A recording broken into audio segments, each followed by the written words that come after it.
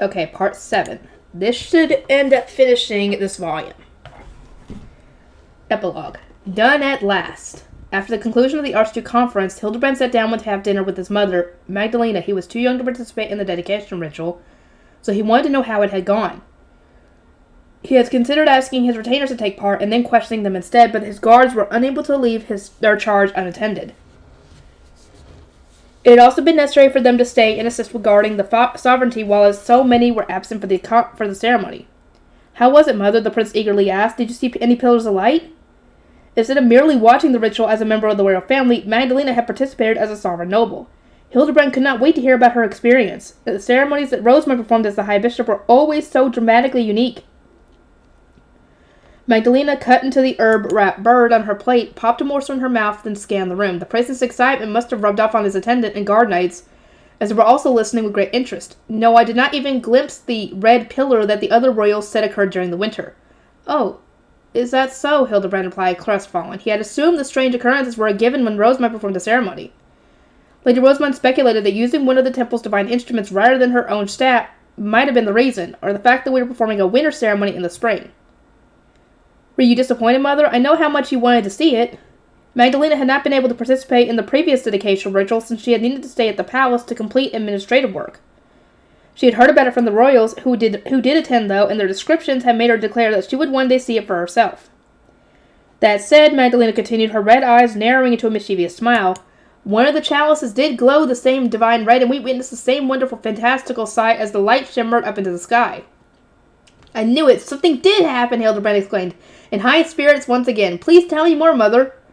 Just as Magdalena had said, the pillar of red seen during the winter dedication ritual had not made its second appearance, but it did not mean she had nothing to report. As the participants had gradually begun to pray in sync, they had started to feel as though they were becoming one, and trusting themselves to the flow of mana had actually been quite comforting. Hearing the delight in his mother's voice made Hildebrand resent the age restrictions that kept him from attending as well. "It was my first time performing a religious ceremony with so many in attendance," Magdalena questioned, "and I must admit, the joy it brought me was indescribable. Even the exhaustion afterward was pleasant enough." Several of the participants had apparently collapsed during the previous ritual, so Rosamund had entered its spring repeat much sooner. Thanks to her consideration, none of the nobles had passed out from a lack of mana. That is not to say that nobody collapsed, though, Magdalena noted. The mana flowed so quickly that the sovereign temple's blue priests and shrine maids were unable to stop in time. Rosamund was very troubled that she had already told them that they did not have enough mana to keep up. It was only natural that there would be a huge mana disparity between priests who had never compressed their mana before and the ops and retainers who supported their duchies. Even in Ehrenfest's temple, Rosamund was said to perform the dedication ritual separately from the local blue priests. "I suppose it could not be helped, as the sovereign temple has never before performed the dedication ritual with nobles," Magdalena said with a laugh. She believed that the sovereign temple had gotten too cocksure ever since its discovery of a means to find the next cent. It had made demand after demand of the royal family, but its humiliation during the ceremony had satisfied her desire for vengeance. After dinner, the mother and son moved from the dining room to a parlor. Arthur prepared them both tea, after which Hildebrand cleared the room. It had been such an aggressively turbulent Archduke conference for the royal family that they had no shortage of confidential matters to discuss. Even the least serious of them required privacy and the use of sound-blocking magic tools. Hildebrand gripped one such tool, then looked at Magdalena, who was leisurely enjoying the aroma of her tea. "Did it work?" he asked in a low voice. "Did we strengthen everyone's impression of Rosamund as a saint, and demonstrate that she is special enough to be adopted by the king?" "Quite. The ritual alone would have sufficed, but then she repeated a prayer that would make it easier for everyone to brew their own rejuvenation potions. The events that followed were not part of our plan, but they were exceedingly convenient. Seeing the chalice shine gray must have erased any lingering doubts from the minds of the non-believers. Everyone should now agree that Ehrenfest should not be permitted to keep her to themselves." "Oh, so they're responsible for that. Hildebrand! I thought better of you! Or maybe this is your mother's fault. I don't know." Rosamund had not only reinforced the fact that her religious ceremonies produced bizarre phenomena, but also demonstrated that she knew the words to a prayer that could rejuvenate gathering spots. Then she had caused the divine instrument to shine simply by attempting to share her knowledge. It was all more than enough to warrant her reputation as a saint used to speaking with the gods. Magdalena continued, "Even without the Grutterscheid, she belongs in the sovereignty. Ehrenfest will consider it a great loss, but few others will protest her adoption." Indeed, when it came to religious ceremonies, Rosamund had a wealth of wisdom and experience. Her mana capacity befitted a Zend, and the translated slates from the Underground Archive indicated that because she had managed to enter every one of the Royal Academy shrines, she was omni-elemental. Well, duh. Even if she could not become the country's next ruler, her manner would greatly benefit future generations of the royal family. I find it so very hard to believe that she is the same young woman who requested the bookworm as a prerequisite for her marriage, Magdalena said with a sigh, then sipped at her tea. Hildebrand picked up his cup as well, taking care to hold it as his mother was holding hers. Rosamund simply does not want to marry Siggiswald, he said, and took a sip himself. Rosamund had teared up and started trembling midway through her private conversation with Siggiswald in the underground archive. That she had given him such an impossible condition was proof enough that she wanted to avoid marrying him at all costs. We are fortunate that Ob Ehrenfest agreed to do away with that request, Magdalena said, but has father really approved of this? We mean to end Rosamund's engagement to Wilfrid, so... Rosamund's current engagement had already received the king's support, and the king's word was absolute. Were they really able to pair her with someone else? If so, Hildebrand wondered, would it be possible for him to cancel his own engagement? So many questions ran through his mind.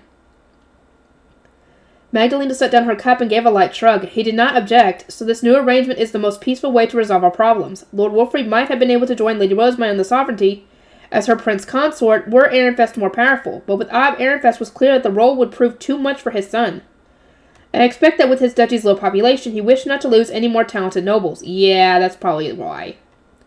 As far as Magdalena knew, Ehrenfest's sudden rise to the ranks was largely due to Rosamund, and its most talented individuals were among the younger generation.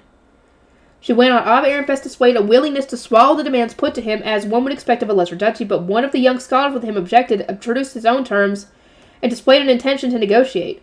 After receiving so many requests from the other duchies for Rosamund to be made the High Bishop of the Sovereign Temple, Siggiswald and the Zent had made the suggestion to Ehrenfest. The Ob and his retainers had said not a word in response, merely looking troubled until one young scholar had dared to protest.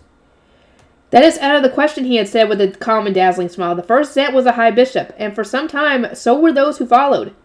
Ehrenfest honors this by selecting its own High Bishops from among its Archduke candidates. Likewise, should a temple under the royal family's jurisdiction not be overseen by a member of the royal family. I think this is Hartmut speaking. I would suggest Prince Hildebrand have him serve as a High Bishop until he comes of age. If you wish to know what he will need to study in preparations, I will explain. I am already supervising the education of a future High Bishop. Yeah, this is Hartmut. The royal family had just proposed moving in Ehrenfest Archduke candidates to the Sovereign Temple, so they were in no position to refuse to send one of their own as well. So I would need to endure the temple on top of moving to Arensbach, Hildebrand asked. He was treated so poorly compared to his elder brothers, who were both getting to stay as royals. Was he really so inferior to in his father's eyes? I would never allow that to happen, Magdalena declared, comforting her son with kind eyes. Her warmth made him feel safe, though he still spoke quietly as he said, Must I marry into Arensbach? Hildebrand wanted to hear the same words of reassurance, that his mother would never let him be taken, but she gave him a dry smile. That is a royal decree, I'm afraid. It unnerves me to think that Detlinde is my future mother-in-law, and will I really be able to get along with an Archduke candidate raised by someone like her? As long as Letizia is not corrupted, I think you should be fine on that one. But having Detlinde as a mother-in-law? Oh, God! I feel so bad for you, dude! He had only briefly heard Detlinde's voice when they were in the underground archive, and most of her other remarks he had only learned about from other people, but that was still enough for him to gauge what kind of person she was. And then there was the ordinance from Arensbach expressing her refusal to participate in the dedication ritual. Still, he could not openly refuse a royal decree. His mother was the only one to whom he could express his unease. Magdalena stood up at once and gently embraced the seated prince. Everything is going to be all right. I will eliminate Lady Detlinde before you must leave for Arensbach. Her fiancé, Lord Ferdinand, would normally be expected to keep a close eye on her and prevent her from committing such malicious acts, but I see no reason to count on him for that. Her tone became more forceful as she continued. He must know better than anyone that her misdeeds will affect him as well once they are married, and that he was expected to train her before he was locked on such a miserable fate. But an entire half-year has passed, and yet she remains so unruly. That's not his fault! 1, he's having to deal with the administrative stuff. 2, she's an awful person and will not even listen to him, even when he tells her not to do something, like when she was before the dedication whirl and all that. And, yeah, he's not going to be able to get in control of her. No, I don't think anybody could. Magdalena went on to list Detlinde's many misdoings, chastising Ferdinand all the while for having allowed them to happen. In her words, he did not understand the hearts of women, and was much too careless when it came to taking care of others. His shortcomings were not just with the opposite sex, though. He was the kind of person who would refuse to interact with most people in general. Let me be clear, she said. Lord Ferdinand is an attractive man. He obtained prestigious grades, and his strength as a knight is undeniable. From afar, he would appear to be the perfect man. He can negotiate, manipulate factions, and devise plots so malicious that nobody would wonder why he was called the Lord of Evil. But that is all. He is an emotionless husk of a man incapable of engaging with others on a personal level. Hildebrand met his mother's vicious character analysis with wide eyes. Her description of Ferdinand was so far removed from all the positive things that Rosamund had said about him during the tea parties and over lunch. Mother, could you be mistaking him for someone else? He was Rosamund's mentor, was he not? He was, but I am not mistaken. Lord Ferdinand must have made his retainers look after Lady Rosamund on his behalf. She paused, and sincerely announced, that man could never raise a young child. Never. He was apparently so strict and unforgiving that any child in his care would wither before they ever had a chance to grow. Still, Rosamund made his safety one of the conditions for her adoption, did she not? Does she not hold him close to her heart, then? She would need to have strong feelings for him to have made such a demand during negotiations with the royal family. Magdalena nodded, looking unsatisfied. Indeed, that appears to be the case. To be honest, when Prince Stitchwell told me, I could not contain my shock. I never thought that anyone but Ob Ehrenfest would care for Lord Ferdinand as family. Ferdinand must have been receiving the most unfortunate treatment in Arensbach. Why else would Rosamund have found it necessary to petition the royal family, beseeching them to improve his living conditions and spare him from punishment by association? Mother, I want to be the next Zent. Then I won't have to go to Arensbach, correct? It must be a terrible place if Rosamund had to resort to such means. I will stop at nothing to correct Arensbach before your move there, all so that you can live without fear, Magdalena said, still embracing him tenderly. Honestly, you cannot become the Zent. However, you cannot become the Zent. Why not? Even if you started now, there would not be enough time to prepare you. We are already in such dire straits that we can barely wait a year for Rosamund's adoption. Meanwhile, you do not have enough elements, nor have you even enrolled at the Royal Academy. How long do you believe it would take you to obtain the necessary qualifications? Jürgen Smith's collapse will not wait for you to grow up, but even these reasons are only secondary. Most important of all, if we do adopt Rosamund next year and she successfully obtains the Grucheshite, she will become the next Zent. There could not be two Zents at once, and if the young Prince Hildebrand, son of King Trorkel, came to be recognized as a Zent candidate, the subsequent contests for the throne would divide the country. Neither the current Zent nor I will allow the royal family to be disturbed during the reign of a new queen, especially one whose engagement we cancelled and whom we forced into power for our own reasons. As a royal yourself, you must not introduce such instability. The prince hung his head at his mother's harsh words. Though he knew that she spoke true, he did not want to believe her.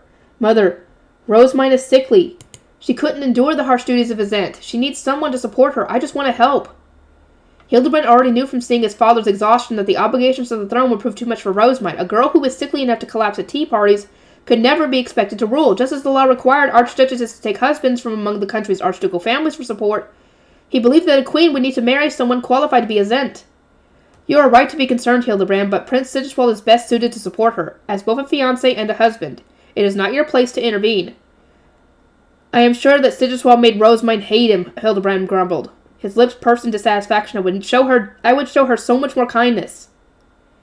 Magdalena gave her son a scrutinizing look. I realize that your time with Lady Rosamund has made you rather fond of her, but you must not think above your station. You are engaged to Lady Letizia and must learn to cope with your emotions better.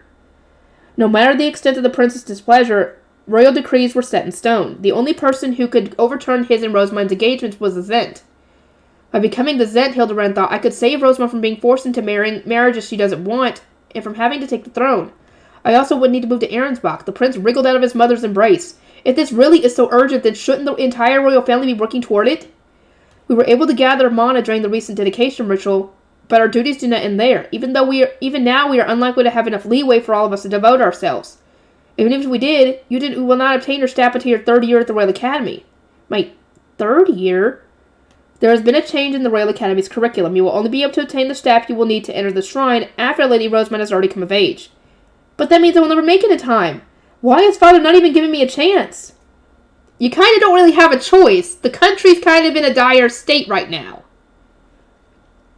Hildebrand swallowed down his dissatisfaction with another gulp of tea. He knew that no matter what he said, the others in his family wouldn't listen. His feelings did not fade, however. Instead, they sat festering in the pit of his stomach. And with that, their mother-son dinner came to an end. After the Archduke Conference, which had proven to be especially tumultuous for both the royal family and the third prince personally, Hildebrand returned to his usual routine. He was going to be training with Robert, the Sovereign Knight Commander. For the first time in quite a while, the Knight's Order had been busy with guard duty throughout the duration of the conference, so the prince had merely been training with his guard knights between breakfast and going to the Underground Archive. Hildebrand and Robert started with a practical review of the fundamentals before finally crossing blades. Their exchange was only brief, though. Robert soon grimaced and demanded that they stop. Your blade work is off, he said. What in the world happened? No matter training will stick with you today. Hildebrand went with Robert to the resting area, still carrying his heavy sword. He had thought that he was successfully hiding his emotions, so he was frustrated to have been found out so easily. The prince's head attendant Arthur was surprised to see his charge return so early. Still, he served the pair some tea. Robert drank from his cup. So what had you looking so down? I cannot say. Hildebrand was unable to admit his reluctance to marry into Arensbach. The thought of Detlinde being his mother-in-law was depressing beyond compare. But he could not reveal that he was searching for a way to escape his current engagement. To do that would be to oppose a royal decree. He also couldn't say that Rosamund was closest to becoming the next Zent. The royal family was keeping such information from their own retainers, so discussing it openly was unthinkable. His belief that Sigiswald was a poor match for Rosamund, and that he himself would do much better as her husband, would also out of the question. The third prince, wanting nothing more than to speed up his mana compression, circled the Royal Academy shrines with his father and Sigiswald and meet the requirements for him to become the next Zent with Rosamund by his side. He would need to manage it before his coming of age, but it would secure him the power to cancel his own engagement and free Rosamund of hers. But there was a problem. By that point, she would already be married to Sigiswald. Because, hello, she would have already come of age in, 3 years? Dude, you would only be starting the Royal Academy by that point. Maybe, actually, no, you would probably be in your 2nd year, I think.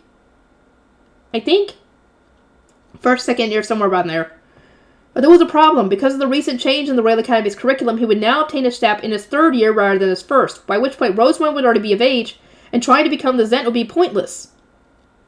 Unable to voice his true opinions, Hildebrand puffed out his cheeks and changed the subject. He was already frustrated that everyone kept asking him questions about such sensitive subjects. I was just wondering what Schofstrom's flowers are, he said. Robert shot his head up to look at the prince. Excuse me?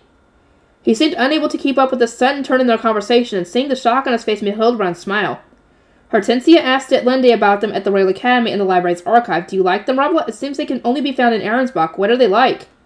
Hildebrand remembered how surprised he had been to learn that the brawny knight commander had a soft spot for flowers, and that he liked ones from Arensbach of all places. Oh, she did she? Robert paused, then adopted the smile that nobles often wore to hide their unrest. His eyes wandered the room, and then after searching for his next words, he said, Schlaftrum's flowers are white and sweet-scented. I do like them, yes, but they are hard to find. She must have wanted to know whether they were blooming this year. Was it rare for them to bloom? Hildebrand cocked his head at the sovereign knight commander. Were you not from Glesenmeyer? How do you know about a flower that blooms only in Arensbach? A distant look in his eyes, Robert reached up to touch the faded scar above his cheek. Hildebrand got the impression that it had something to do with his response. The knight commander's expression was one of a man still mourning a loss. Remembering something, Hildebrand prompted? They were a favorite of the lady of a villa to which I was assigned directly after coming of age. It had a greenhouse in one corner, to which the flowers bloomed. Not even the lady herself could say when they first appeared. But generations had treasured them. However, I was reassigned not even 5 years later. The villa has now been closed, and it no longer has a lady. Is that the Adalgisa villa? Perhaps the flowers had come from an Arensbach archduke who married into the royal family, Hildebrand thought. The Civil War had taken place before he was born, but he had heard about villas needing to be closed down after many of the royals were purged. Robert was surely referring to one of those. Now, my old memories aside, Robert said, I would hear your troubles, Prince Hildebrand. If you remain as you are, then your studies will suffer as well as your blade work. He glanced toward Arthur. I am not the only one who is worried about you. Indeed, Arthur looked concerned as well. Despite the prince's best efforts to change the subject, they were now back where they had started. Robert was even jokingly acting offended that Hildebrand would ask questions while refusing to answer any of himself. I kind of can't talk about it. It's confidential. Wish he could say that, but then they'd try and find out what it is. The young man felt compelled to oblige them, but how? He couldn't say that he didn't want to marry into Arensbach, nor was he at liberty to say that Rosamund was closest to becoming the next Zent, or that the king was going to adopt her. And for obvious reasons, he couldn't declare that he thought he would make a better husband for Rosamund than anyone else. At most, he couldn't complain about the change in the Royal Academy's curriculum. I was hoping to obtain my staff as soon as possible, but Father has changed the Royal Academy's lesson plan. That has soured my mood a little. As soon as possible, Robert repeated, his eyes wide, and then squinted at Hildebrand and scoffed. You are a prince. You can open the door to the farthest hall whenever you please. Truly, Hildebrand exclaimed, just as Arthur barked out a protest. Are you not the sovereign knight commander? How could you say such a thing? Robert raised a hand to silence the head attendant. However, the Zent must have changed the curriculum for your sake, Prince Hildebrand. You would do well to recognize your father's act of compassion. What? Hildebrand asked. How had it been anything of the sort? He wanted to become a Zent candidate before Rosamund came of age. Then he would put a stop to both their engagements. To those ends, he needed to get his staff right away. How was the change of curriculum anything to be but an obstruction? Robert carefully explained, "We have learned that it is best to compress one's mana to the fullest, easy extent before obtaining a staff. One should also pray to the gods to gain their divine protections and more elements. That was why the curriculum was changed, and it must have happened so suddenly because Zent wishes for you to obtain the best staff that you can." Arthur nodded, relieved. "Prince Hildebrand, the Knight Commander speaks the truth. Please understand that King Torquil has done this for you." Hearing the best staff gave Hildebrand pause. His mother had said during a conversation between royals that visiting the Royal Academy's small shrine and obtaining divine protections of all the subordinate gods would grant one the protection of the primary gods as well. He wasn't very skilled when it came to transcribing text, so he had mostly spent his time in the archive replicating maps. Will visiting the shrines give me more elements? The prince wondered. Maybe he would be able to become the next Zent after all. Does this mean that, assuming I obtained every element through prayer and mana compression, Father would not stop me from getting my staff? Robot nodded. "You certainly would do well to compress your mana and obtain new elements alongside the Zent. I will speak to him when the time is right."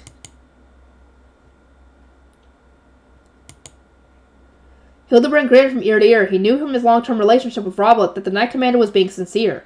Arthur likewise smiled and thanked the man for his consideration. "It was nothing special," Robert said, shaking his head and returning the smile. He then gestured to a nearby knight who came forward and presented Arthur with a box. "Inside are new learning materials offered to us by Ehrenfest, namely books and toys designed to help with memorizing the names of the gods. They are apparently one of the secret reasons why the duchy's grades rose so abruptly. Ehrenfest would now be selling the resources of the duchy, so copies have been offered to the royal family. The king had ordered that they be given to Hildebrand to help him with the studies, and the inspection of them had just recently concluded."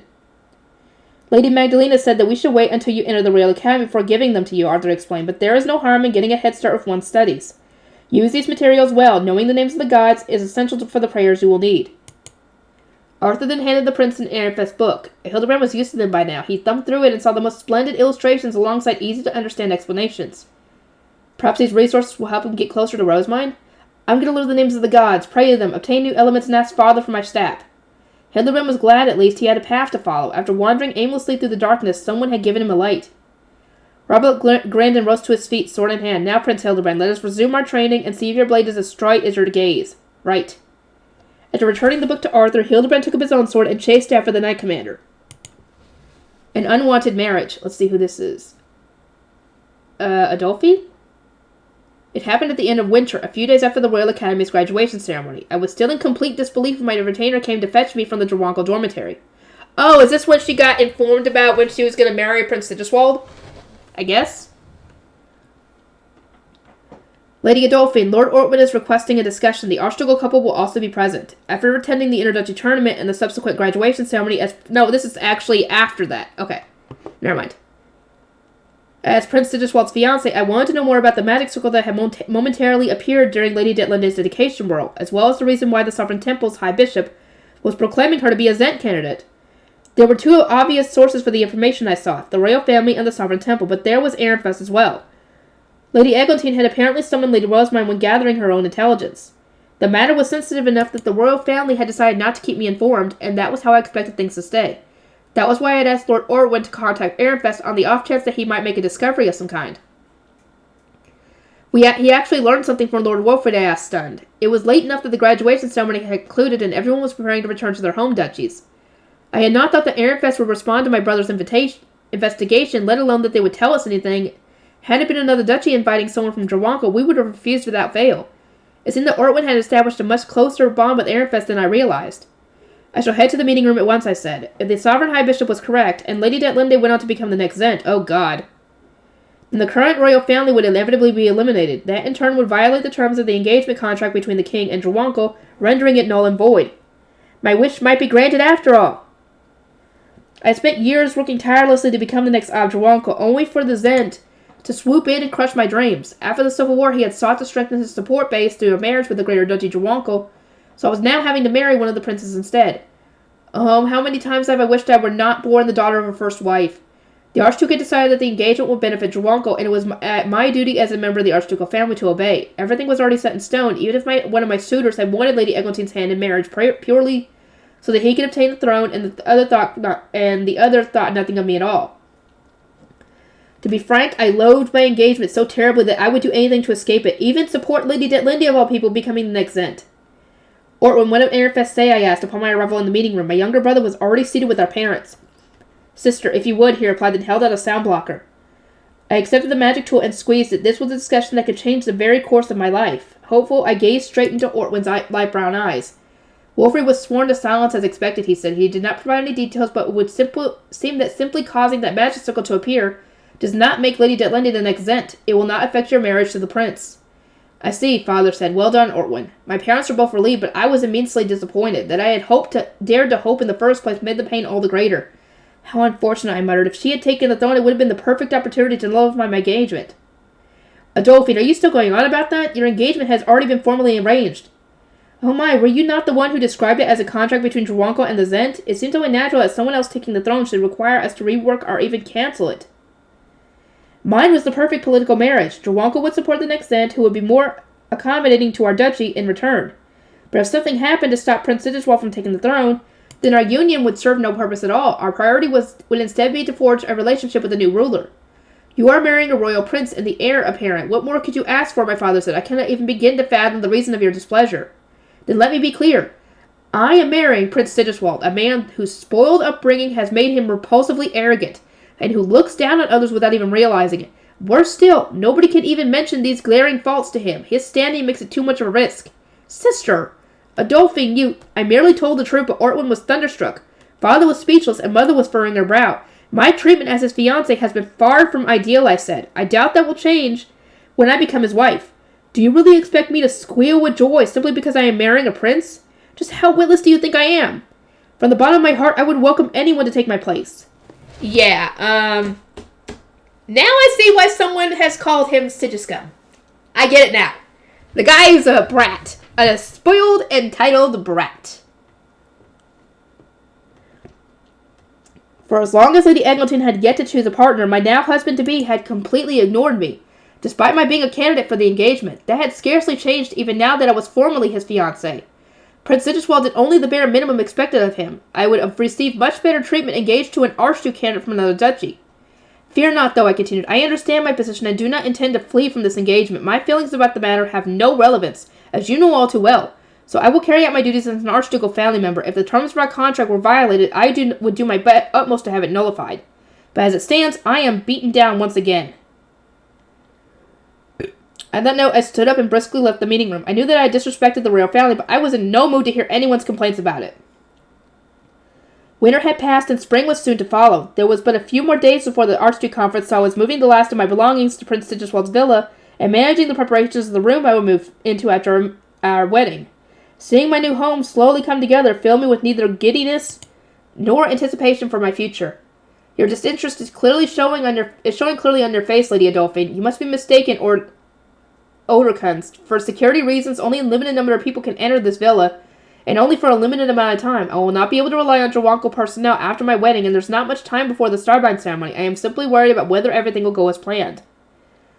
Oderkunst was a sovereign scholar from Trawanko, due to become my retainer after the Starbinding. His little sister Lisbeth served as my attendant, so I felt more at ease with him than I did with other sovereign nobles.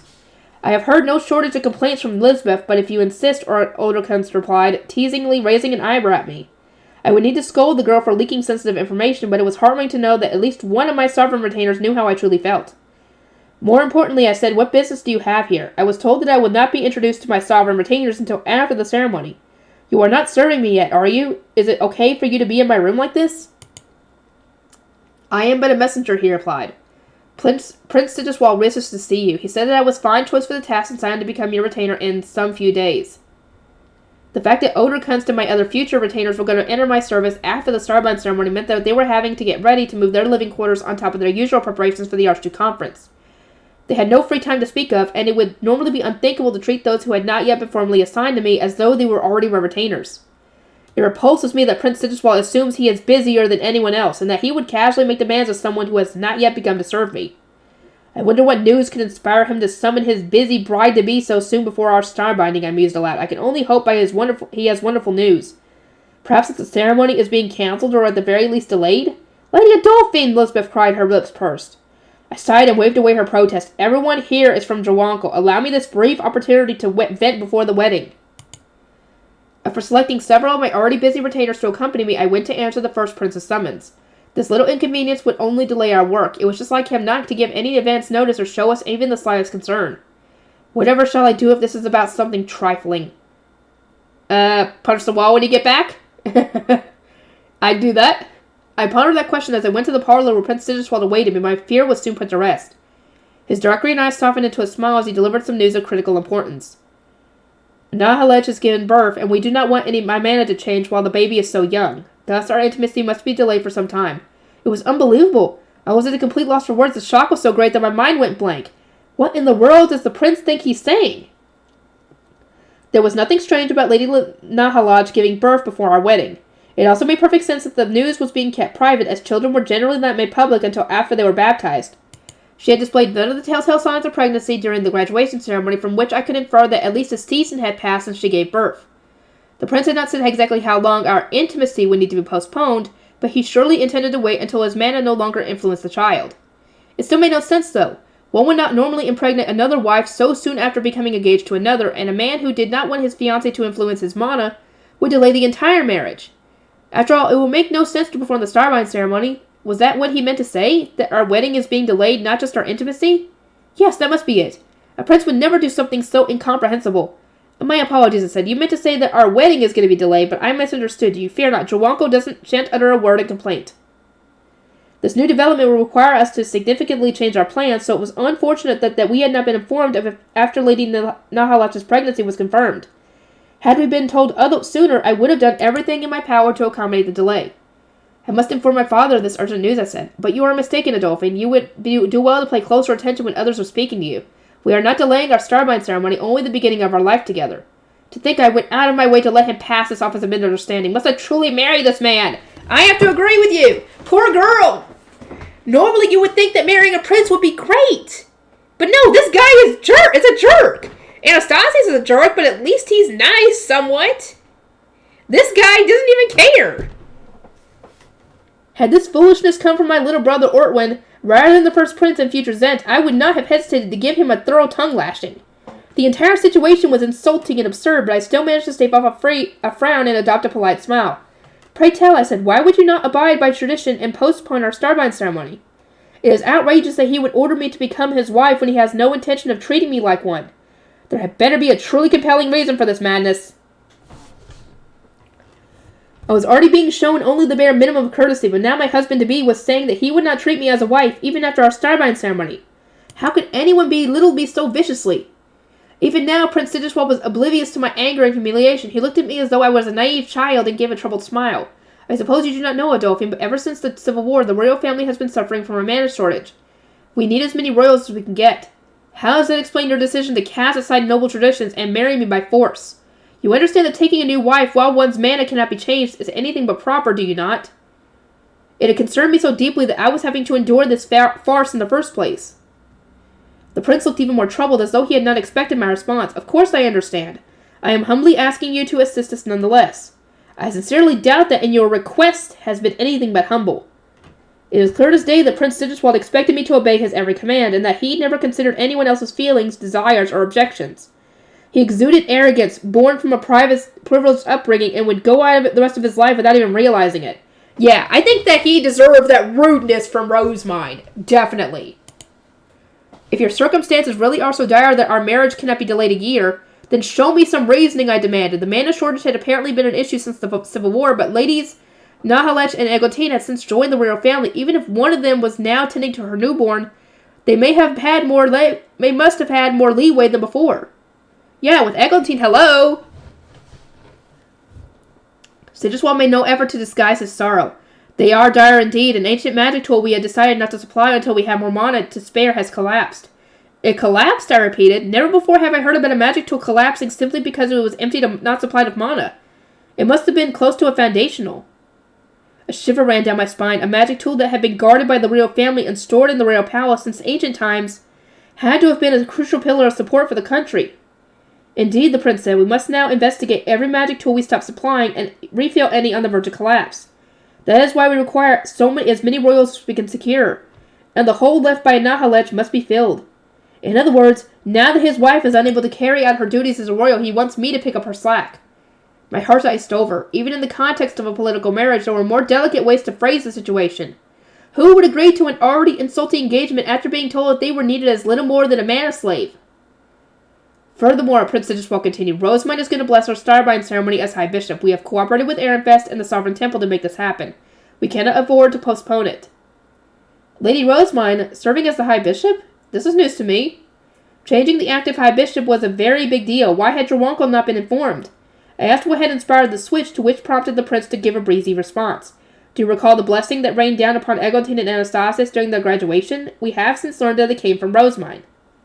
That blessing had sparked rumors that Prince Anastasis was better suited to become the next Zent than Prince Sigiswald. I knew that well, as I had been there to witness it. The royal family had evidently asked Lady Rosemine to serve as High Bishop to wash away any and all doubts that the first prince was the best candidate to rule. What childish idiocy. Prince Sigiswald did not need to prove himself. The king had already made him the heir to the throne, and the mere chattering of outsiders would not change that. If nobles could so easily overturn the decisions of royalty, then I would have escaped my engagement by now. You would summon a student from another duchy to serve as High Bishop for the Starbind ceremony, I asked, astounded. I am opposed to this. I cannot imagine that Lady Rosemine wants to be involved, and it should go without saying that the sovereign High Bishop will not appreciate having his role taken from him. I have to agree on that one. How do you intend to respond when this worsens our already delicate relationship with the Sovereign Temple? Who knows? Anastasis proposed the idea, so he is taking responsibility for it. I am unaware of the details. How irresponsible. It is your duty as his older brother to chastise him and declare that you need no such blessing. Prince Sigiswald was always desperate to push down his younger brother and elevate himself. Prince Anastasis may have proposed the idea, but it was highly likely that he had only done so because of the indirect pressure put on him by the first prince. In any case, that is the current state of affairs, Prince Sigiswald said. The Starbind ceremony will continue as planned, but our life as a married couple will not begin for another year. Having said his piece, he then stood up with the smarmiest of grins. That was his way of telling me to leave already. I could never come to like such an arrogant man. I agree!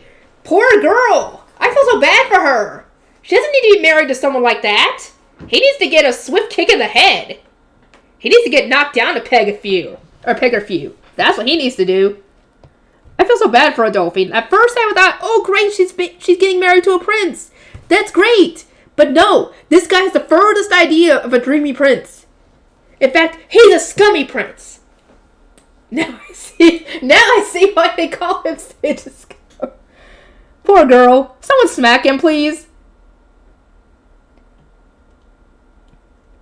Prince Sigiswald, I cannot approve of our Starbind ceremony being held this year when you have no intention of treating me as your wife. Let us marry during the next Archduke conference instead. I will consult my father and send you a more formal response later. In the meantime, please inform Lady Rosemond that we are delaying the ceremony. The moment he heard my objection, Prince Sigiswald turned to look at me, causing his soft blonde hair to sway ever so slightly. His dark green eyes were wide of shock as he said, Adolphine, did you not hear me? He sat back down, no doubt intending to repeat himself, so I rose to my feet and went to leave. There was no longer any value in continuing this exchange. My father, Abduruncle, would take care of the rest. It did not matter whether my engagement was delayed. He would use the opportunity to the benefit of our duchy. Oh, I heard every word, I retorted as I made for the door. Your intentions to ignore noble customs, prioritize your own convenience over everything else, and deprive me of the respect I deserve have been conveyed in full. That is just... I did not say that I would never treat you as my wife. That time will come. We simply need to postpone matters of the bedroom. I should not need to tell you that you will one day be respected as my first wife. Had I not protested, Prince Sigiswald would have concluded that the matter was officially settled and pressured others into complying with it, by saying that he had already obtained my agreement. Perhaps such tricks will work on a woman raised to obey her husband, but I had been trained to become an archduchess and clash with the archdukes of other duchies. His assumption that I would simply roll over for him would only complicate our life together. I will not be looked down upon as a woman cast aside by her husband, I said. At the very least, you will personally explain the circumstances to my parents and retainers. If you make it clear that the delays of our marital duties is your fault, not mine, then I will not be entirely unwilling to provide my support.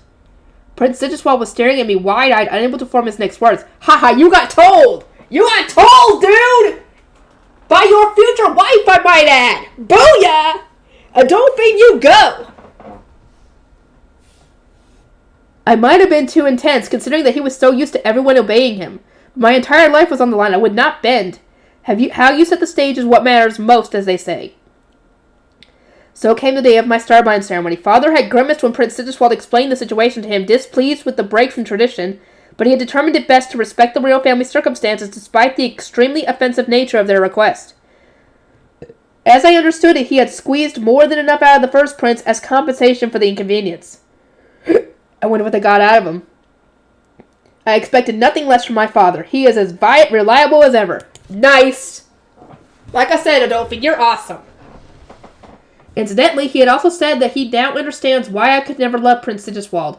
He remained of the opinion that I needed to accept the union for its political advantages, but he had muttered that I was free to have my preferences. There, one of my attendants said, "Already. How beautiful you look, Lady Adolphine. Adolphine, do away with that frown at once," my mother added. "You must not let your true feelings be known. Smile so brightly that anyone would think you are the happiest bride in the world." "Yes, mother." I stepped outside of my room with mother and my attendants who had prepared me for the ceremony. Father was waiting in the entrance hall. He looked me over and then sighed. "You are intelligent and a hard worker. I expect you to remain tenacious even after joining the royal family. Feign obedience when you must, and exploit Prince Sigiswald for as much as you can for the benefit of our duchy." "I shall do my best, then let us go." Yeah, I think Rosemary's probably going to be in a similar situation to her, and I feel so bad for that. Because by the time that Rosemary comes of age, that's what, 3 years from now?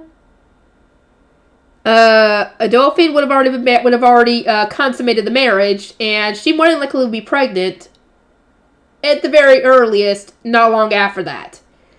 And I think it actually would line up perfectly with that if that was to come to pass, because we still don't know. This is all that's being said right now. We don't know if she's actually going to get married to Prince Sigiswald. Those of you guys who've read the web novel, don't tell me. I know who it is. I know who it is. I know who she eventually ends up with, and I'm not saying. I'm not saying it isn't Prince Sigiswald. I'm not saying it's someone else. Okay?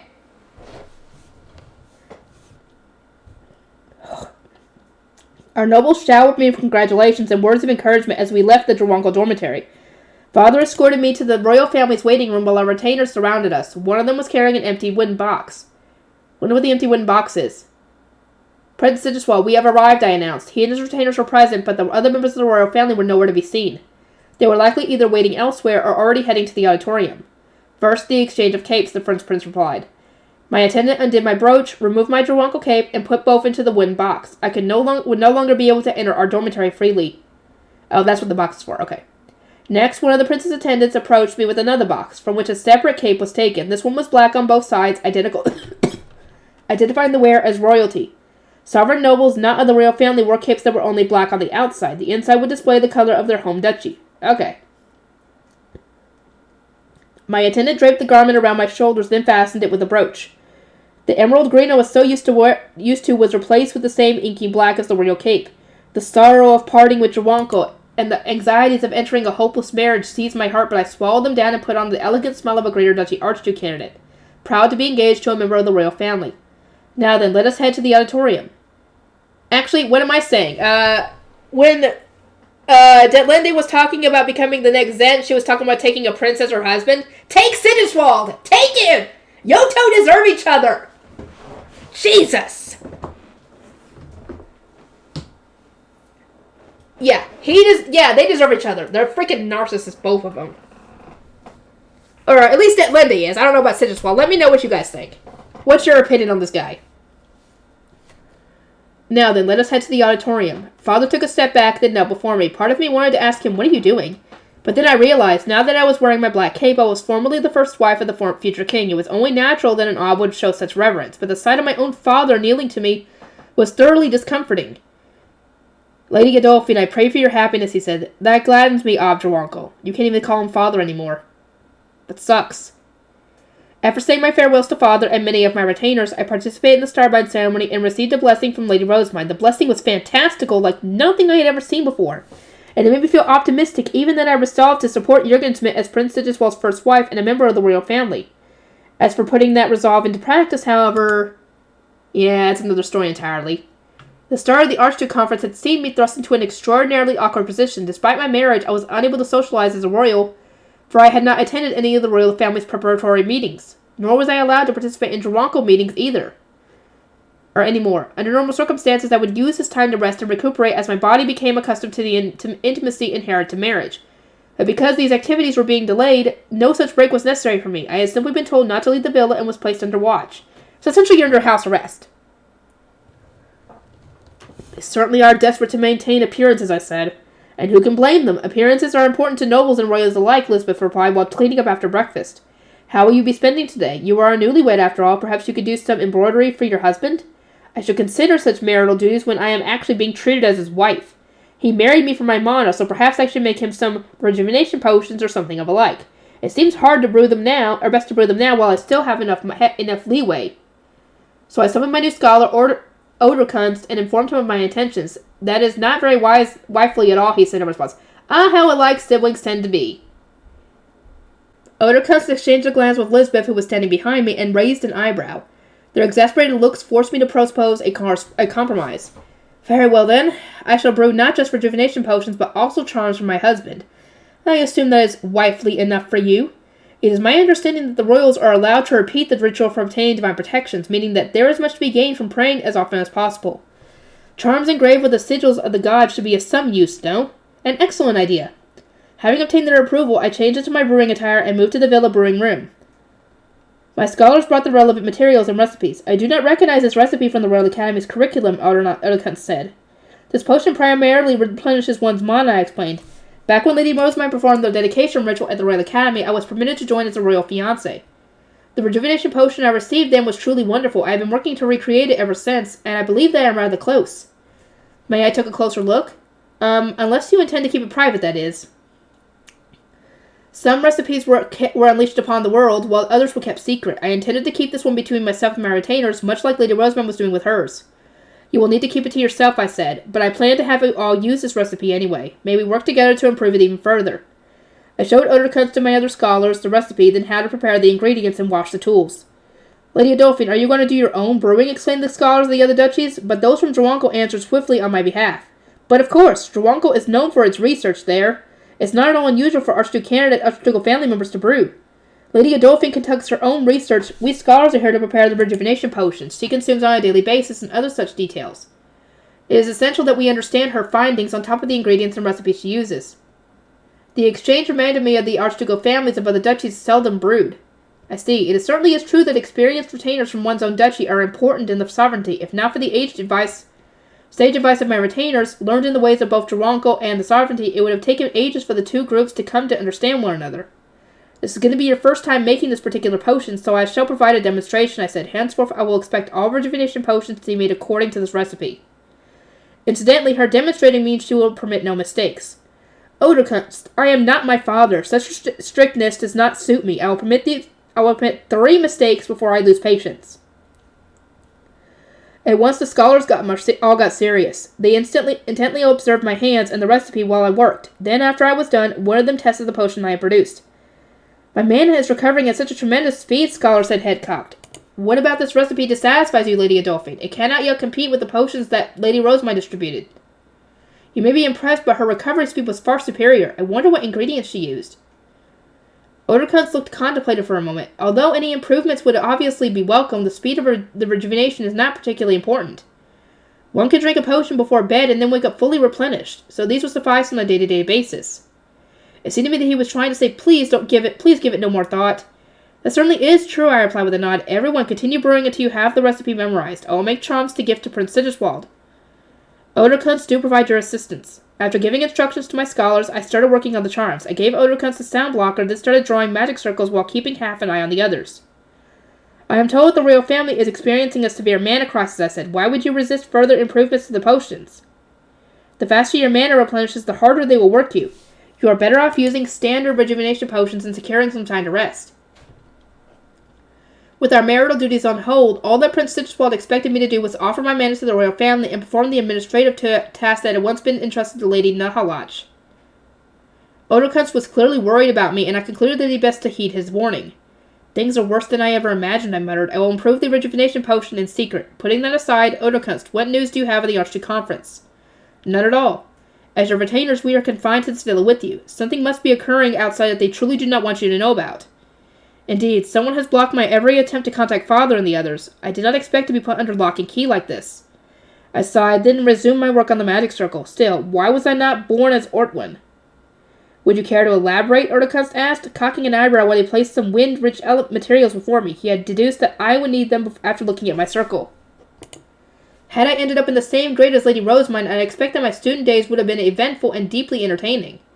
Furthermore, men are at least allowed to pursue their dreams, are they not? Even men could end up forced into political marriages, but they were much less likely to find themselves engaged and en route to another duchy in the blink of an eye. Hildebrand is. A man who had worked tirelessly to become the next Ob and achieve grades befitting the role would never have been sent away from Drawanko. In any case, what charm are you making? Oderkunst asked. This should answer your question, I replied, then drew a sigil. Lady Adolphine, I would ask that you not gift your husband a charm dedicated to your grace, the goddess of separation. This is for my own purposes. I would never present such an obvious weakness for him to exploit. My charm for Prince Sigiswald would be dedicated to another god, though. I was still trying to decide which. I was caught between Gebordnung, the goddess of order, so that he would cease prioritizing his own convenience above all else when making decisions, or Waklarek, the god of guidance, in the hope that he might improve his personality more generally and actually become suited to rule. I would rather you not make it for yourself either, Otakun said, but I pretended not to hear him.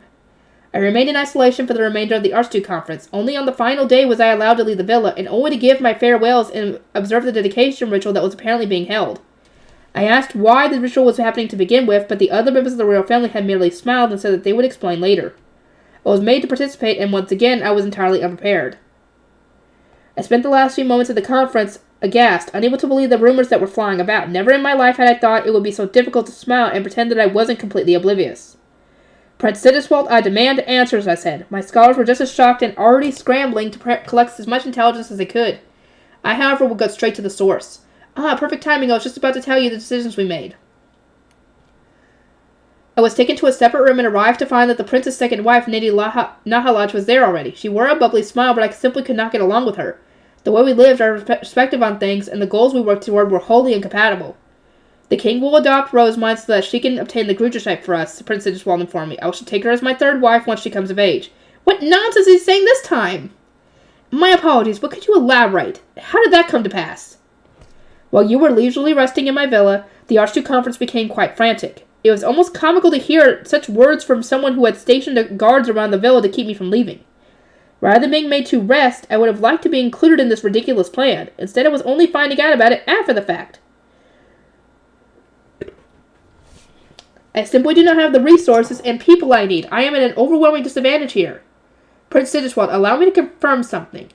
Am I supposed to feel respected as your wife when you're doing things like this?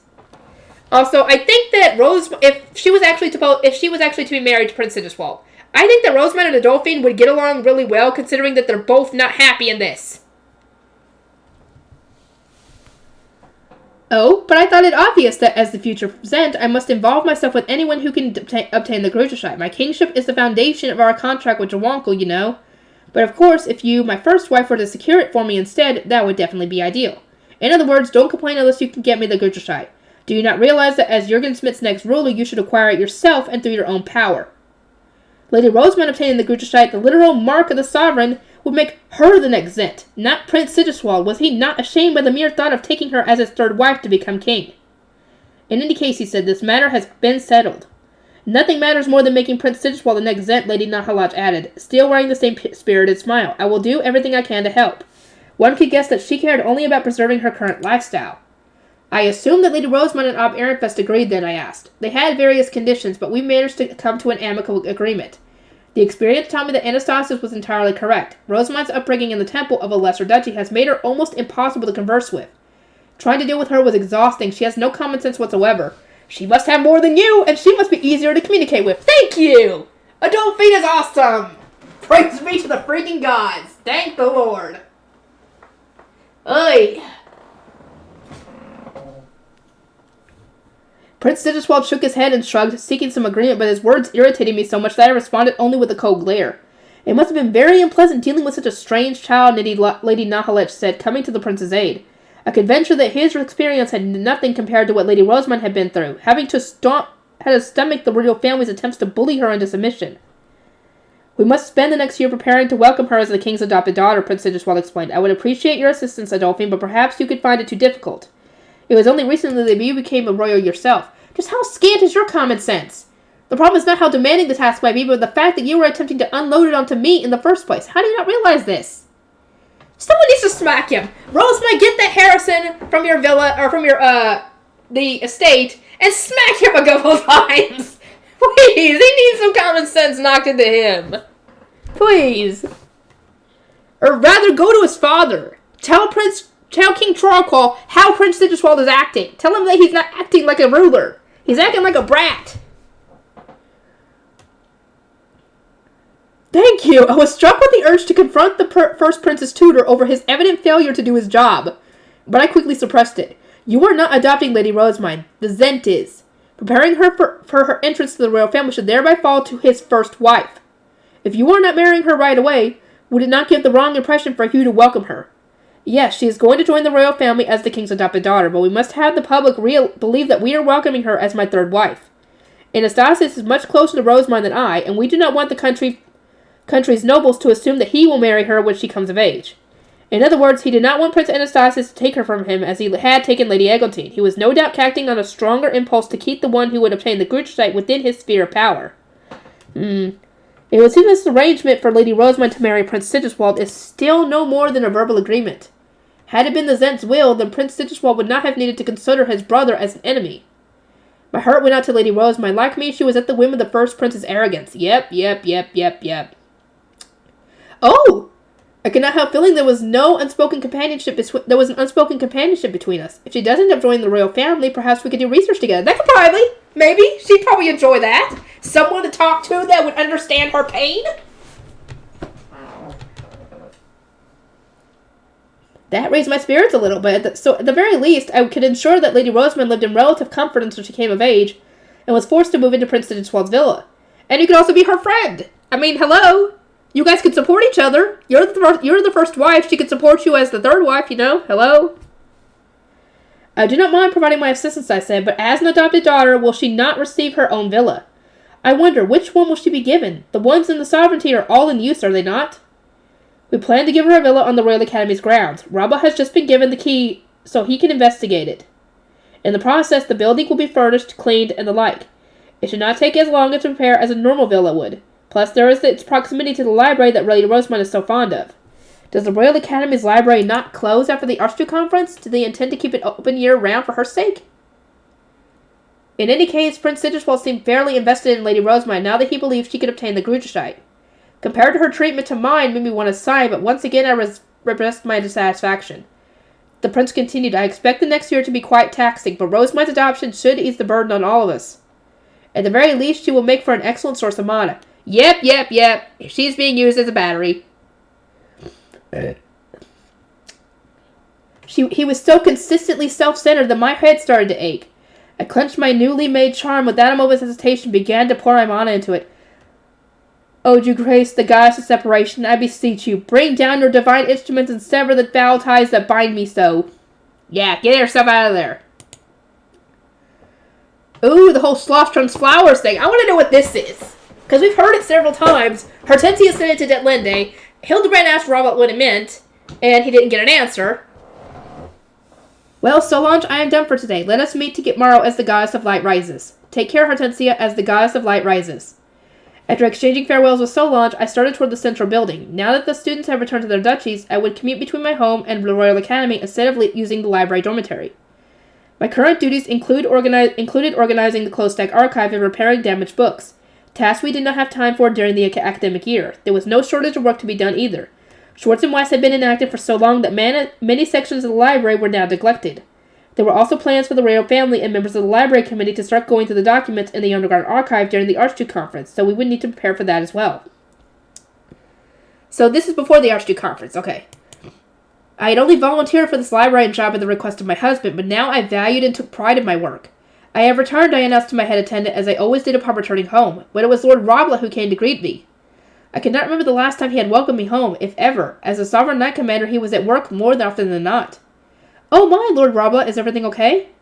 There is something I want to ask you in private, he said. Come to my room before dinner. Now, this was exceptionally rare. I can only wonder what had caused all this. I went to my room to change, then hurried to see my husband. What's going on? I thought this was before the Archduke Conference. I wonder.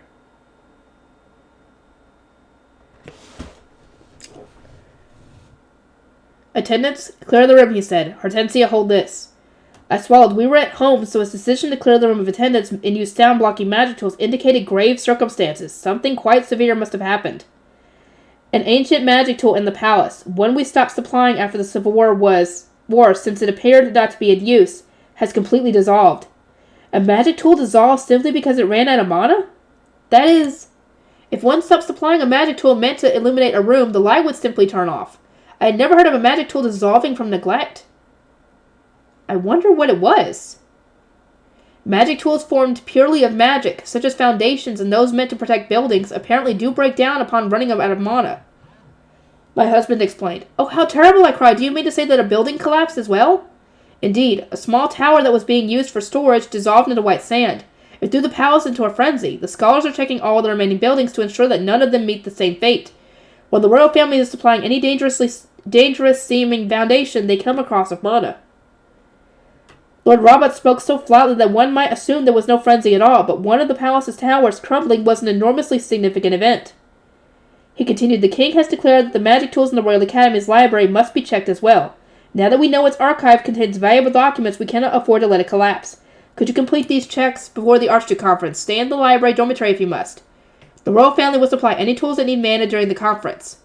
Oh, I should not need to stay there. The Royal Academy's library is going to be fine. I investigated the magic tools with Raymond at Lady Rosemine's request. Its foundation equivalent was in danger, but Lady Rosemine refilled it by using the mana left over from the dedication ritual. You may let the Zent know. I had hoped to ease Lord Robert's concerns, but his brow furrowed even deeper. It was my understanding that magic tools like the foundation required royal mana. Ah, but I suppose the royal family did participate in the dedication ritual. Yep. Did a portion of the mana given belong to them then? Probably. I had desperately tried to restore the library's protective magic tool myself, only to panic when my best efforts did nothing to change its color. Had the issue been my lack of royal mana, not the size of my offering? Yeah, it's probably that. As I mentally took inventory of the library's magic tools, Lord Robert raised an eyebrow in apparent realization. Hortensia. Librarians are scholars too, correct? Can I assume you have the authority to enter the scholar building? Huh? Oh, yes, nobody who saw me enter would consider it strange. To be frank, I doubted that anyone would notice my interest to begin with. The professors of the scholar course who stayed at the Royal Academy between school terms instead of returning to the sovereignty were all too obsessed with their research to pay close attention to anything else. In that case, my apologies, but I would ask you to check the scholar building alongside the library and the library dormitory. Professors of the night and attended courses are quick to respond to orders, but those of the scholar course still at the Royal Academy will refuse to do anything but their research. Yeah, best to get her to do that, because they'll be too absorbed in their research to do anything. I gave a wry smile and nodded. He had good reason to be concerned. Ordering the scholars to check their building's magic tools before the royal family arrived for the Archduke Conference would achieve painfully little. At best, they would procrastinate until the conference was already upon them. During the Archduke Conference, the royal family intends to visit the underground archive, Lord Robert informed me. I am sure you have preparations to make, so I must ask you to stay in the library dormitory until then. Very well, I shall accept this as an order from the Zent. The day after my discussion with Lord Robert, I prepared to return to the library dormitory. I was to stay there until the Archduke Conference, but with help from Raymond. I had already checked the use of mana supply and the magic tools of the library. In the first place, each building only had one foundation-esque magic tool. I did not have much to do in preparation for the Archduke Conference either. The rest area outside the archive would only need to be cleaned. I would need to consult with Solange on how far inside the library dormitory the attendants preparing lunch and tea were permitted to go. Then we would need to find a resting spot for the accompanying retainers. We librarians could not enter the archive ourselves, so we had to leave that to Schwartz and Weiss. I suppose that gives me more time to focus on repairs, and not having to think about my daily commute is nice, but to be honest, there is not nearly enough work to justify staying in the dormitory. Staying in the dormitory meant I could only have one attendant with me, so even professors were limited in that regard. I had chosen Mira, and we had more than enough luggage between us. Do you think Lord Robert might be inviting another woman to the house while you're absent, she asked. Again with this! Have you forgotten just how long we've been husband and wife? I don't think that he would... Are affairs a thing in this world?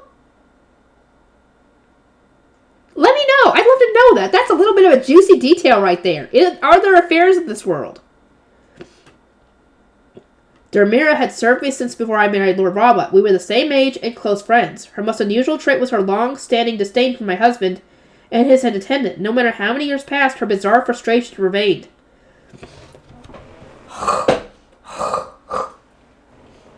My nose feels stopped up. I hate that.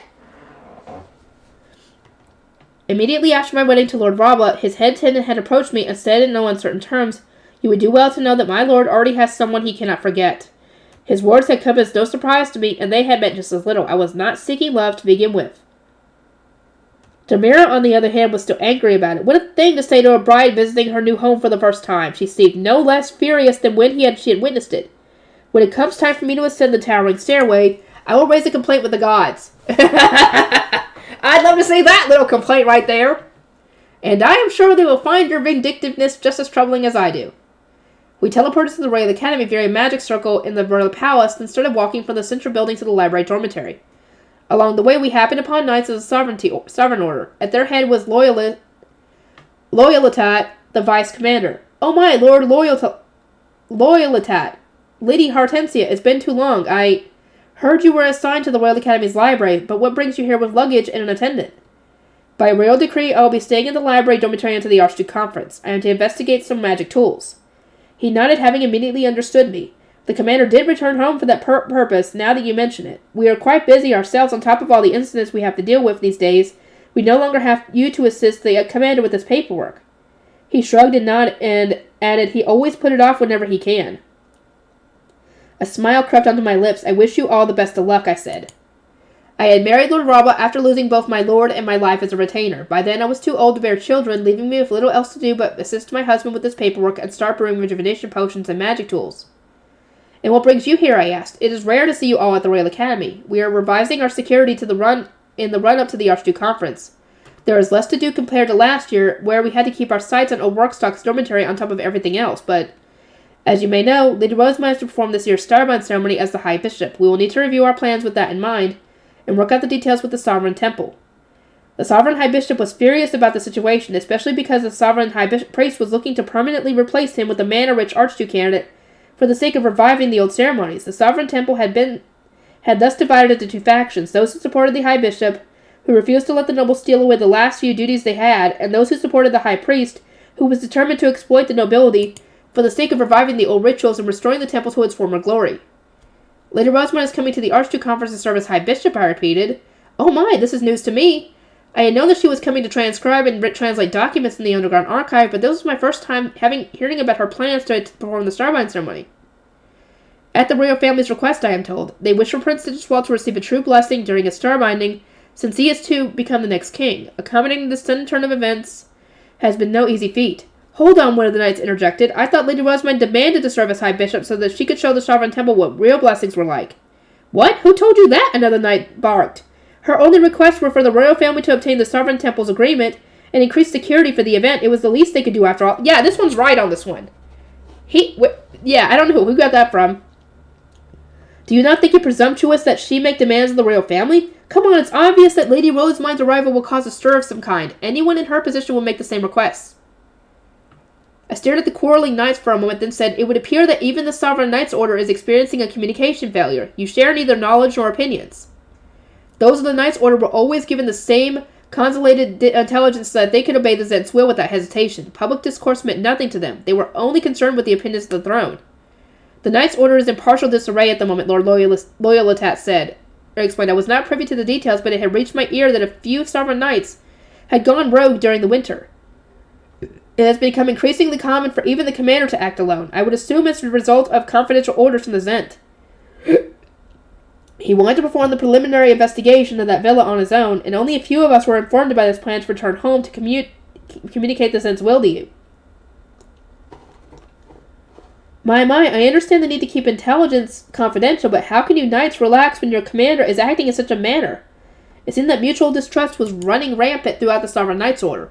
Lady Hortensia, perhaps you would be wary of staying at the academy for such an extended period, one of the knights said. The commander might bring another woman home. You believe so too? Explained not I, but my attendant Demira. The knight froze. My apologies, I was only speaking in jest. But you would not have said it without good cause, am I wrong? She demanded, causing the knight to all step back. Lady Hortensia, Lord Loyalitat said, did something happen between you and the commander? A few rude words were spoken more than a decade ago after we were married. That is all. Demira has been like this ever since. The vice commander stifled a laugh by clearing his throat and turned to my attendant. Fear not, there is nothing to be concerned about. Lord Brabba is a loyal husband. Lord Loyalitat went on to explain that around this time last year, a horde of Fabies had appeared while the Order was investigating O'Workstock. The knights had participated in slaying them. We needed to do battle to progress our investigation, he said, but, well, There were some knights who required the comfort of a woman after such vicious fighting. Arensbach's first wife informed us that Schlaftrum's flowers were blooming wonderfully this year and took us to a private location. As the knights chose their women, Lord Robert pointed to a vase filled with white flowers. He said they were so beautiful that he would rather have them instead. I think we can all agree that Lord Robert would never take an interest in flowers, Demira snapped, evidently skeptical. Were they truly to his taste? The knights scrunched up their faces, trying not to burst out laughing. Lord Loyalitat alone maintained a completely straight face as he said, most likely, it seemed to me that he had a strong sentimental attachment to them. The vice-commander certainly had an iron will. I paused. That said, I do not recall Lord Robert bringing any white flowers home. Do you, Demira? They certainly would have stood out, but neither one of us had seen any. Perhaps he was hesitant to bring home flowers he obtained elsewhere, Lord Loyalitat ventured. To think he was capable of such consideration. Well, they were in a vase, were they not? Demira asked. They must have just withered. He was trying to deceive you, Lady Hortensia. I came close to a chuckle and managed to stop myself. Lord Loyalitat shook his head, wearing a guilty smile. Believe what you will, but the commander is loyal to his wife. You have my word, Lady Hortensia. I will ensure that the knights do not speak out of turn again. After making the knights apologize, the vice-commander took his leave, clearly eager to part with Demira. Even as we resumed our journey to the library, she looked entirely unconvinced. As expected, it didn't take long at all to inspect the magic tools in the library and the scholar building. I noted down and reported the location and mana quantity of each place's foundational equivalent, then got to work airing out and repairing documents from the second closed stack archive. Solange, these documents are frequently borrowed, I said. What say we move them to the reading room? A fine suggestion. It certainly is time-consuming to having to unlock the door every time someone wishes to borrow them. We had Schwartz and Weiss re-register the document's location, then arrange them on the shelves in the reading room. Several years ago, I would never have imagined that so many professors would one day return to prepare pre-war lesson plans. Solange mused aloud. Could it be that Professor Farlov influenced them? It speaks to how much Jurgen Schmidt has calmed down that the coursework of executed professors can finally be used, I replied. Indeed, it was wonderful, but the documents had already been lost, would have never returned. The archive was far emptier than when I was at the Royal Academy. User here, guiding user. The two Shumos had suddenly spoken. Only the professors of the Scholar course came to the library at this time, which was one of them was here now? They often made unreasonable demands of Solange, who was only a man noble, so I decided to step forward. I shall welcome them in the entrance hall, I said. Solange, continue your work here. I made my way out of the reading room and opened the door to the entrance hall. There, after a short wait, a group clad in black capes arrived, but there were no professors. Oh, Prince Anastasius, what brings you here? I asked, taken aback by his unexpected appearance. We had not been given any notice and was with only a small group of retainers, which suggested that he was visiting in secret. Could it be that you were here to supply mana to the Scholar building? The prince shook his head. No, there is something urgent I want you to investigate. Do you have somewhere we can speak in private? In that case, the office will do better than the reading room. I guided them inside, at which point Prince Anastasius made a retainer step back and gave me a sound-blocking magic tool. He did not want even his own entourage to hear us, which made me understandably nervous. I do not want to involve the Knight's Order in this matter, he said. I am aware that your husband was the reason you became a librarian, but first I must ask you to sign these. He put two magic contracts before me, one a declaration of my loyalty to the king, and the other a vow of secrecy. How troubling. I'm afraid that I cannot sign the contract swearing my loyalty to the king. You cannot? Prince Anastasius barked wide, and his voice mixed with surprise and anger. Hortensia? When I became a librarian and a guardian of knowledge, I vowed to obey Mestinori, the goddess of wisdom. Swearing loyalty to another, even the Zent, would violate our contract. I have no intention of acting against the royal family, but I cannot sign that. What is a guardian of knowledge? I did my best to explain. This, I concluded, I became a guardian of knowledge both to obtain a key to the underground archive and to assist the royal family with acquiring the Grucheshite. Is my loyalty still not apparent? Will you have me executed as the arch-librarians more after the Civil War's purge? I went on to note that the executed arch-librarians had also been guardians of knowledge, which had prevented them from signing magic contracts to prove their loyalty to the Zent. Prince Anastasius stared at me in shock. That was not known to me. I shuddered at our own mercilessness. The librarians in question were from our old workstock, so they were quickly deemed to be threats when they refused to swear their loyalty to King Trollclaw. I am from Klassenburg, and my lord was the late Prince Waldefrid. I can at least partially sympathize with the royal family's predicament back then. There had been a time when the royal family faced one betrayal after another to the point that they could no longer trust any of the people around them. The circumstances had necessitated extreme caution towards those as enemy duchies, and it was reasonable to be wary of them, or those who could not even sign a loyalty contract. In any case, I continued, while it was your family who ordered the purge, you were but a child at the time, not even old enough to have been baptized. Although it is important to remember the past, the blame for those deaths does not rest on your shoulders. But you are accountable for what happens next. Prince Anastasius glared at the contract. For most, swearing loyalty to the king was simple, or this was presumably the first time he had encountered an issue. It was clear as day that he was now racking his brain for how to deal with someone who was obedient but unable to prove it. Prince Anastasius, while I cannot sign your loyalty contract, I can at least sign this vow of silence. That will do then. Once the contract was signed, Prince Anastasius told me that sovereign knights had interrupted a Royal Academy dinner game, even dragging students from lesser and middle duchies into the mix. It was suspected that a plant known as trug was involved. A dangerous plant that gives off a sweet smell when dried and burned, and which produces hallucinations, intoxication, and disturbing memories. Yes, the prince said, that is what Ehrenfest has told us, but we cannot act on their word alone. If we make our accusation without evidence, some will say that Ehrenfest orchestrated themselves to move against the sovereign knight's order. Father has ordered me to obtain the proof we require in complete secrecy. Many viewed Ehrenfest with hostility and suspicion, but none more than my husband, Lord Roblot. His reason for sending me to the library in the first place was to investigate the duchy's intentions. Prince Anastasius continued, we had the palace library scoured for information about the plant, but we found not even a single mention. We did come across a lead, though. A scholar older than 50 remembered being taught about trug by his herbology professor. The professor retired before the scholar's graduation. I raised this with one of the palace librarians, and they replied that the Royal Academy Library was more likely to have documents relating to a professor's studies. That librarian was correct. There was a much better chance of a professor's coursework being held in the Royal Academy than the palace library. Still, it was surprising that the latter had contained not even a single reference to the plant they were searching for. Trug had to be rare indeed. It is possible to find course-related materials by specifying a professor, I said. If we are fortunate enough for this herbologist disciples to have preserved his documents, then we might even come across the names of scholars who took his course. I do not expect many to have taken a class specifying in rare herbs, but surely there were some. I see, Prince Anastasius said. He appeared to be hopeful, which simply would not do. I did not want him setting himself up for disappointment. However, I went on, depending on where they were born, it was more than likely that the professor and his disciples were executed, and the documents lost, especially with the complete lack of relevant materials in the palace library. I will search everything, including study guides left by students of other duchies, but there is no guarantee that I will find what you seek. The executed arch scholars had dedicated their final moments to preserving many documents as possible. But not everything had ended up in the third archive. Someone said it was only natural that some would be missed. Just do all that you can. We are counting on you. After saying farewell to Prince Anastasius, I started identifying herbology professors with the help of Schwartz and Weiss. Because I already knew the generation in which he had retired, finding the man we were looking for was especially easy, as was finding the name of the disciple who had inherited his work. It was just as I suspected, though. The disciple had already been executed. Next, I went through every herbology document in the reading room and the second close-stack archive, hoping to see whether anyone had continued the professor's work. It appeared not. In fact, the new lesson plan incorporated nothing from its predecessor. There were very few descriptions of rare herbs, with the research instead focusing on how to grow each duchy's specialty herbs in other territories. I can only hope for success in the third close-stack archive, I said to myself, making my way there with Schwartz and Weiss. This third archive contained research documents from those executed as political criminals. Again, I searched through documents with Schwartz and Weiss, but not a single one belonged to the professor. There was no records about trug to be found. If this plant is so rare, could it have been known by another name? I changed my approach, this time searching for records of anything that produced similar effects.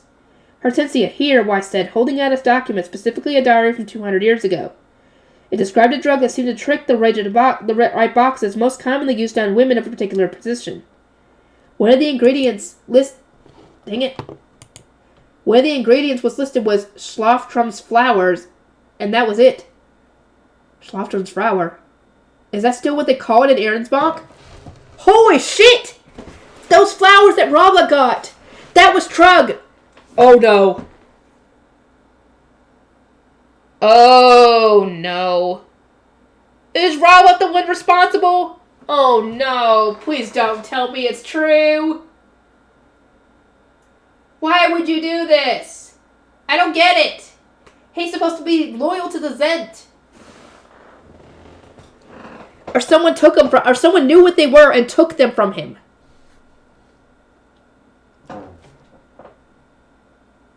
Once again, I updated my search, but there were no other mentions of Schlaftrum's flowers being used as an ingredient for a drug. To think that this is all that remains, just how many valuable documents were lost in the purge? Once my investigation settled down, I sent word to Prince Anastasius and began to contemplate the state of my home. As the commander of the Sovereign Knights Order, my husband was rarely ever there, and my own absence made me wonder whether our attendants were having any trouble guarding the place by themselves. I understand your concern, Demira said. It makes me uneasy to have anything in the hands of their head attendant. How many times have I told you not to speak about him like that? You cannot count on him to tell you whether Lord Raba is bringing another woman to your house, Lady Hortensia. All of a sudden, there was an amused twinkle in her eye. You know, this is an opportunity. You can return home under the guise of having forgotten something. She was right that Lord Raba's head attendant would prioritize his lord over me, but there was nothing strange about that considering the length of their relationship. Besides, Demira is exactly the same with me. I see no reason to do that. Go alone if you must. You have grown rather tired of dormitory life, have you not? I permit you 1 day of leave to stock up on soap and makeup.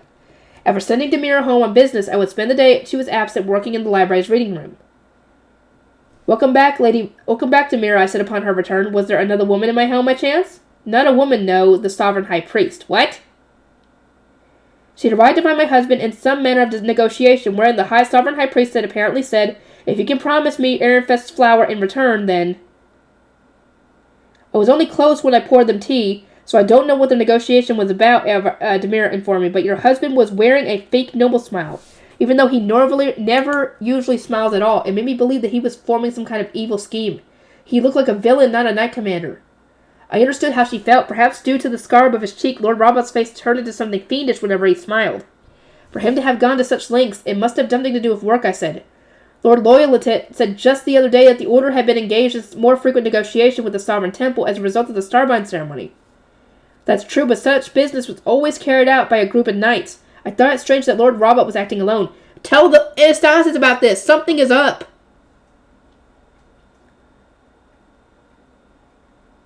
Indeed, the Knights Order always had...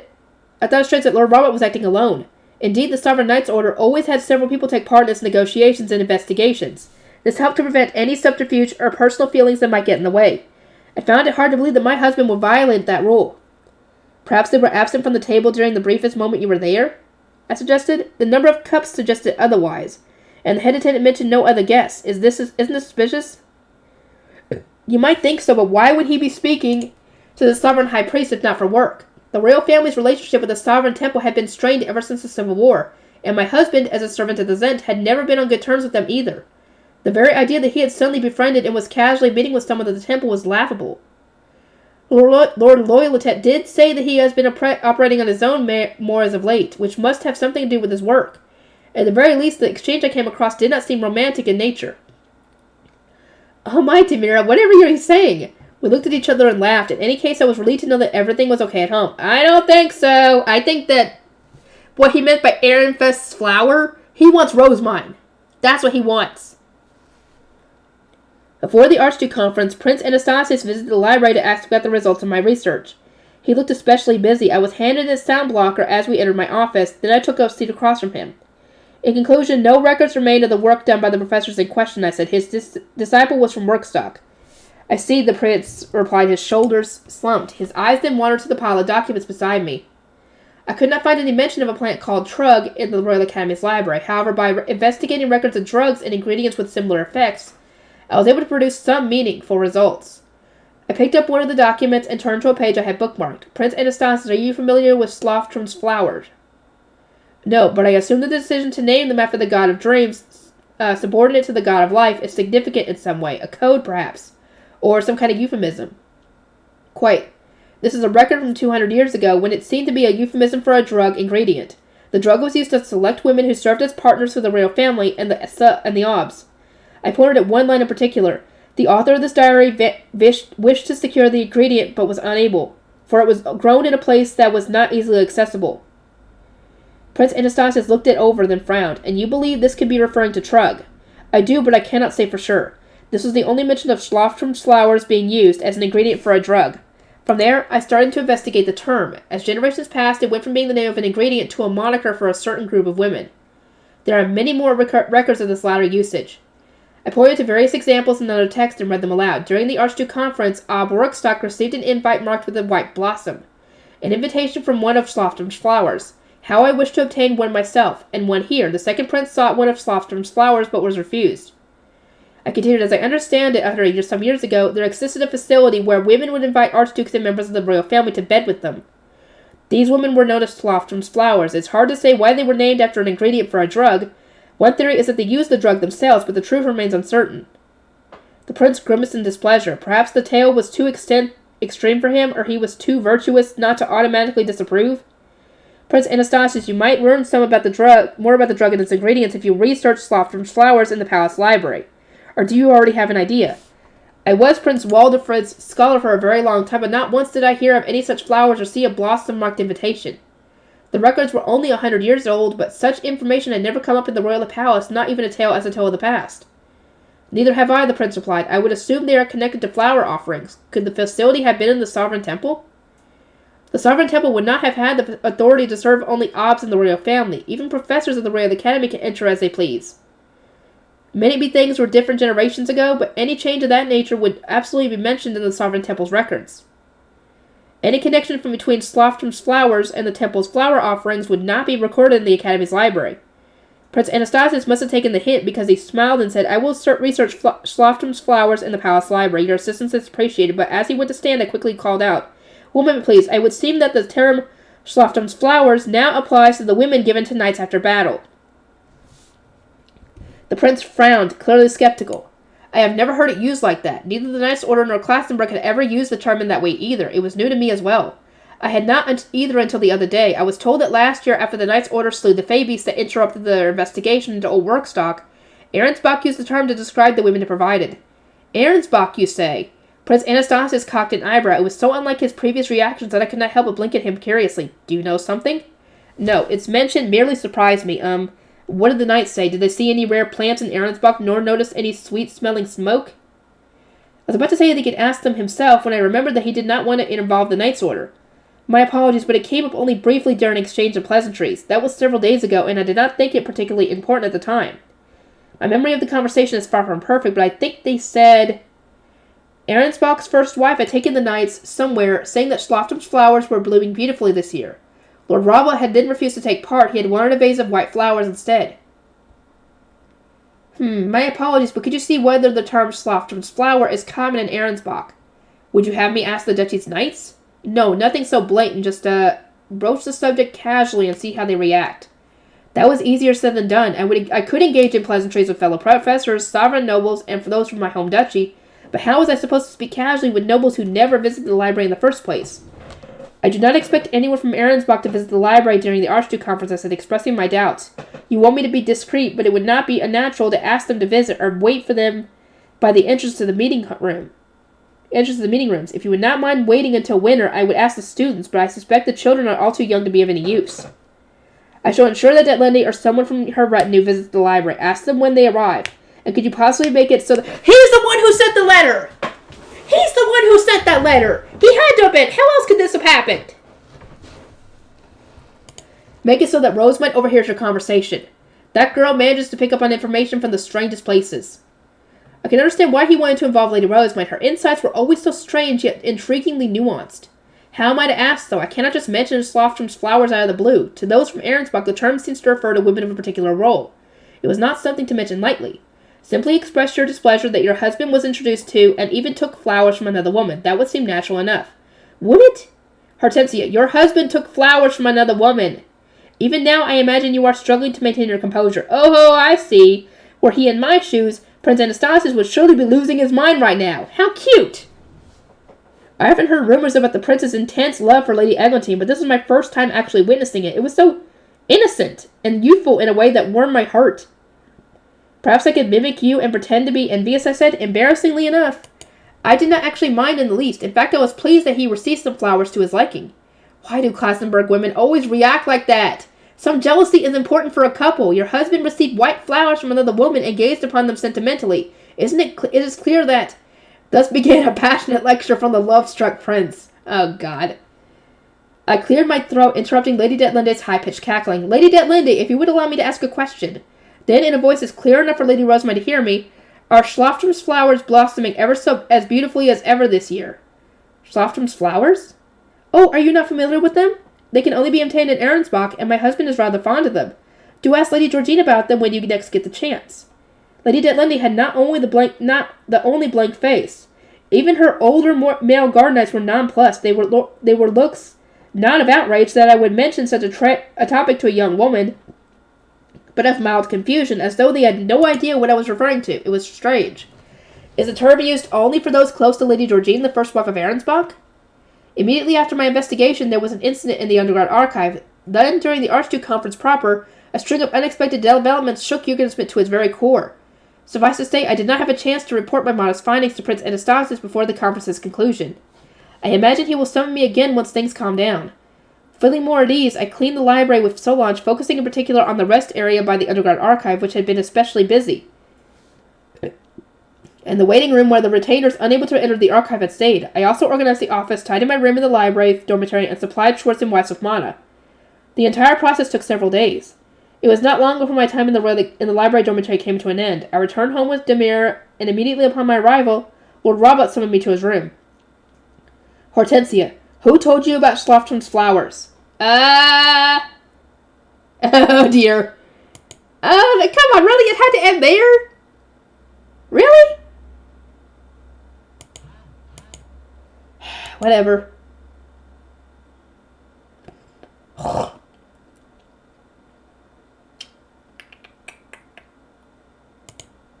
Okay, let's see. Comfy life with my family. Right after Sigiswald's Starbind ceremony. And there goes damn you, Angelica. I think that's Lenore and Hartmut. Full retreat! Run!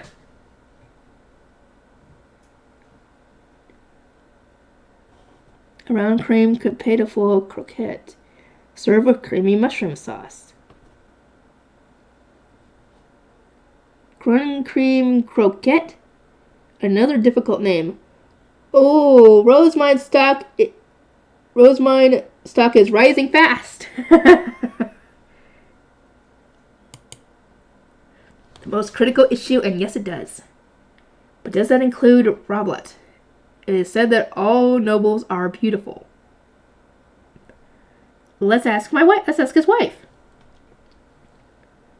Well, everyone has their own idea of beauty. Personally, I consider Lord Robot's talent for reading others, honed physical form, and unfaltering determination to be wonderful. Though I am told that back in his student days, he was a fine-featured young man who turned many ahead. That's what happened. Then what happened in the past 30-something years? What? Okay, I'm very confused. Okay. The most critical issue. We agreed to give up on your book. No, I told you they're my important condition. What about saving Ferdinand? Fine, it was my second most important condition.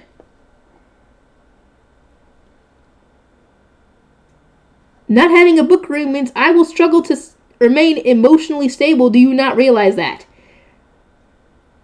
The evaluation of each passing day will accumulate, or exhaustion of each passing day will accumulate, and the library-shaped hole in my heart will never be filled. Don't they understand just how much this is going to impact me? You sure are a weirdo. How long have we known each other? Yeah, I think you kind of know by now that she's a weirdo. Dude, you should know that by now. Anyway, I'll get to work on taking care of this, and I'll see you guys in the next volume. Woo!